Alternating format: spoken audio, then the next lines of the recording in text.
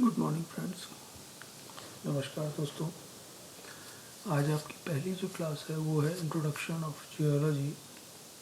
जो आप सब्जेक्ट अपने नया सब्जेक्ट चूज किया है भूविज्ञान, उसके बारे में जानकारी प्राप्त करना।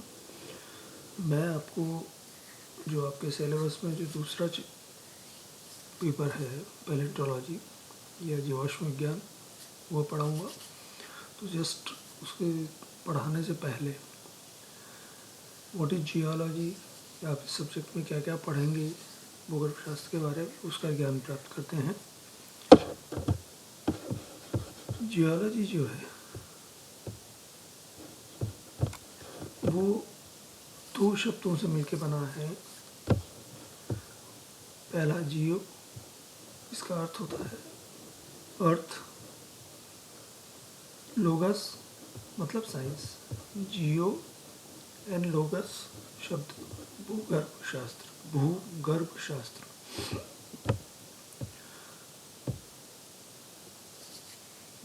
जियोलॉजी सब्जेक्ट जो है it is a multi disciplinary science. जो जियोलॉजी जब हम पढ़ेंगे तो geology is the multi disciplinary science that studies the earth and it's history. अब यहाँ मल्टी डिसिप्लिनरी साइंस का मतलब है विज्ञान की जो विभिन्न शाखाएं हैं, जो डिफरेंट ब्रांचेज हैं, जैसे फिजिक्स, केमिस्ट्री, बायोलॉजी, ये सभी का समावेश हम जियोलॉजी में करेंगे। क्योंकि जो हम पृथ्वी के बारे में ज्ञान प्राप्त करेंगे उसमें सभी सब्जेक्ट्स का समावेश होगा। तो it is multi disciplinary science that studies the earth and it's history. तो पृथ्वी के बारे में जो भी हम ज्ञान प्राप्त करेंगे वो सब्जेक्ट कहलाता है geology. We live on a dynamic planet that is constantly changing. ये रोज़ परिवर्तित हो रहा है, ये हम देखते हैं, रोज़ यहाँ परिवर्तन हो रहा है। जिस प्लेनेट के ऊपर रहते हैं वो रोज़ परिवर्तित हो रहा है। Our ability to survive as a civilization, as a species is intricately linked to the geological process that shape our earth from its natural resources and allow it to recover from the abuse that our society helps upon it. Geology is important because virtually all the natural materials our society needs, such as oil, gas, metals, building material, and so forth, are formed by geologists. Geologic engineering evaluate roads, building and dams for geological stability and hazards potential. Environmental protection and remediations are important geological issues faced by contemporary society. अब geology हम या भूविज्ञान हम हमारे जीवन के लिए क्यों बहुत महत्वपूर्ण सब्जेक्ट है, वो इसलिए इम्पॉर्टेंट है, जैसा हमने कहा कि इस पृथ्वी के ऊपर रोज़ कोई ना कोई चेंजेस हो रहे हैं, रोज़ परिवर्तन हो रहे हैं, उसके बारे में ज्ञान प्राप्त किया जाता है। साथ ही जो इम्पोर्टेंट चीज़ है, पृथ्वी जब से बनी तब से लेके आज तक इसमें क्या क्या परिवर्तन हुआ है इसके बारे में ज्ञान प्राप्त किया जाता है। जैसे हमने कहा कि अर्थ एंड इट्स हिस्ट्री। इसके अलावा जो महत्वपूर्ण चीज़ है, जो आज हमारी रोज़मर्रा की चीज़ों की जो आवश्यकता होती है, जो भी हम रोज़मर्रा की चीज़ों को हमको आवश्यकता होती है, वो किसी न किसी चीज़ की नेचुरल प्रोसेस से हम उसको प्राप्त करते हैं और उससे हम उसको यूज करते हैं। जैसे आज हम ऑयल है, मेटल्स हैं, गैस है, बिल्डिंग मटेरियल है, ये सभी चीज़ें हम यूज कर रहे हैं। ये सभी प्राकृतिक रूप से पृथ्वी के अंदर बनी हुई हैं। तो ये कैसे बनी, कब बनी, इनका दोहन कैसे करेंगे, इनको यूज कैसे करेंगे, इनका कैसे एक्सट्रैक्ट करेंगे, इसके बारे में जो डिफरेंट ज्ञान प्राप्त किया जाता है वो सभी सब कुछ ज्ञान हम जियोलॉजी के अंदर करेंगे। इसी तरह से जो स्ट्रक्चर्स खड़े हो रहे हैं, सिविल स्ट्रक्चर्स, उसमें भी जियोलॉजी का बहुत बड़ा रोल होता है। जियोलॉजिस्ट ही उसमें बताता है कि कहाँ स्टेबिलिटी होगी, कहाँ सुरक्षा उसमें रह सकती है। बड़े बड़े जो बांध बन रहे हैं, बड़े बड़े जो सड़कें बन रही हैं, एरोड्रम्स बन रहे हैं, बड़ी बड़ी बिल्डिंग्स बन रही हैं, उनमें जियोलॉजिस्ट का बहुत बड़ा रोल होता है। वो वही बताता है कि कहाँ स्टेबिलिटी होगी, कहाँ नहीं होगी। तो इसलिए सब्जेक्ट ये बहुत इम्पॉर्टेंट सब्जेक्ट है। अब जब हम जियोलॉजी की बात करते हैं या भूविज्ञान की बात करते हैं तो जो इम्पोर्टेंट चीज़ हमने बताया कि इसमें हम पृथ्वी के बारे में ज्ञान प्राप्त करेंगे। पृथ्वी जो है वो 4 भागों से मिलकर बना हुआ है आपके।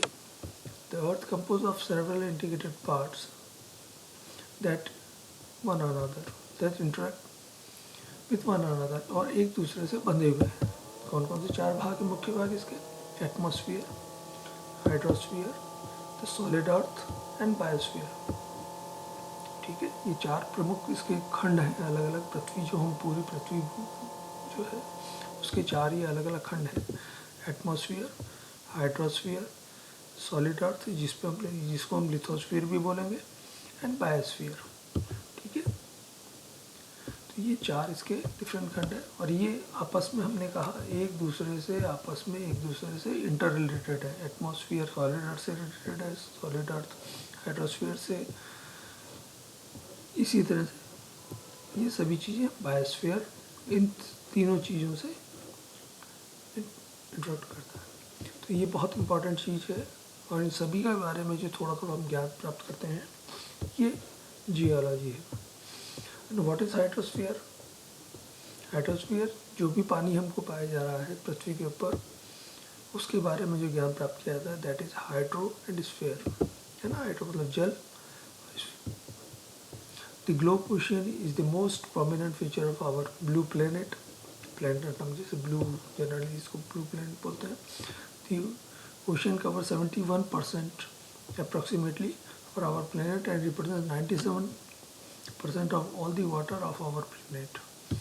Now next is atmosphere, जो हमारे आसपास में जितनी हवाएं हैं और जो भी clouds वगैरह बन रहे हैं इसके बारे में ज्ञान प्राप्त करना। Atmosphere, the swirling cloud of the atmosphere represents the very thin blanket of air that covers our planet, जो हवा का चारों तरफ ये चद्दर सी बनी हुई है। It is not only the air we breathe but protect us from the harmful radiation. Atmosphere में अलग अलग लेयर है, अलग अलग उसके लेयर्स के बारे में हम ज्ञान प्राप्त करते हैं और ये खाली हम हवा के लिए ही नहीं है, ये हमारी रेडिएशंस वगैरह भी प्रोटेक्ट करती हैं। इसके बारे में डिटेल में हम पढ़ते हैं। बायोस्फीयर का मतलब जो भी लाइफ है, include all life on the earth. Biosphere includes all life on earth concentrated at the surface. पृथ्वी की सतह के ऊपर जो भी लाइफ पाई जा रही है। Plants and animal don't only respond to their environment but also exercise a very strong control over the other parts of the planet. ठीक है, ये खाली वो ही नहीं करती है, अदर पार्ट्स को भी कंट्रोल करती है। नाउ द इम्पॉर्टेंट चीज जो पृथ्वी के बारे में important that is the solid earth. जो सॉलिड अर्थ है they represent the majority of the earth system. जो अर्थ सिस्टम है उसका मेजर पार्ट है that solid earth. Most of the earth lies at inaccessible depth. However, the solid earth exerts a strong influence on all other parts.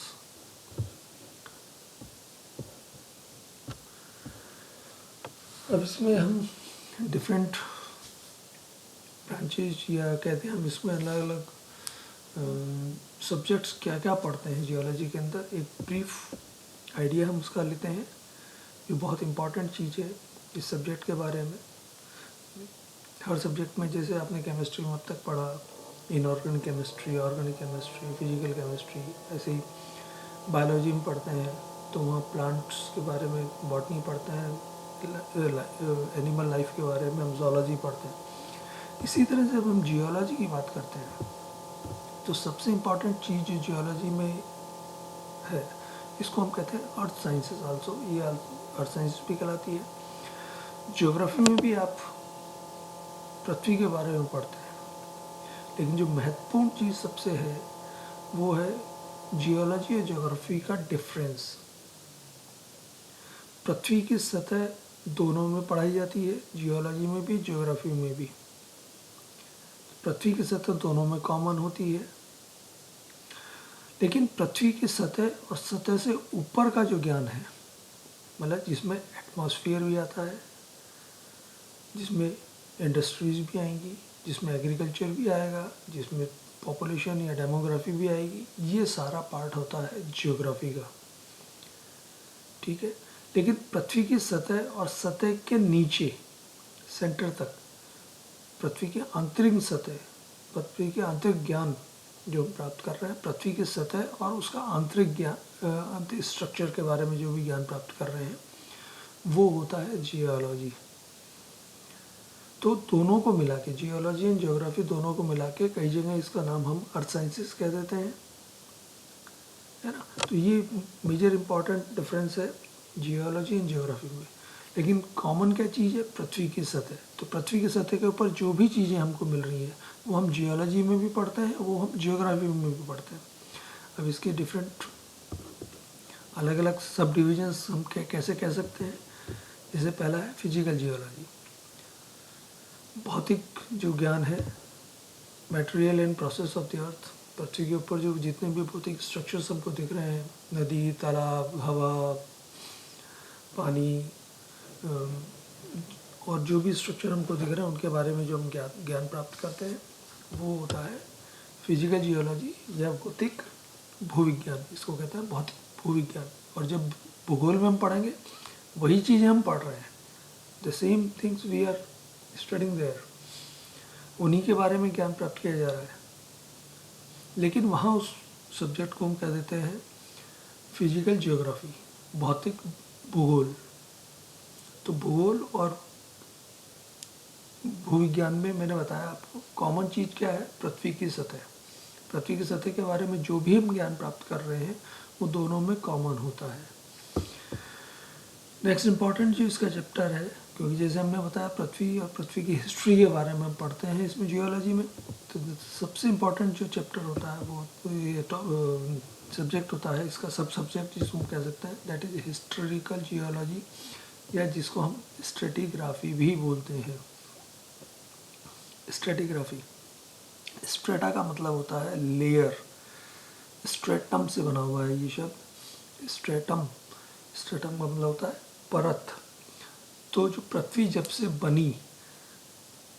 बनी है, हम बाद में detail में पढ़ेंगे कब बनी, कितने, कैसे बनी, क्या नहीं बनी।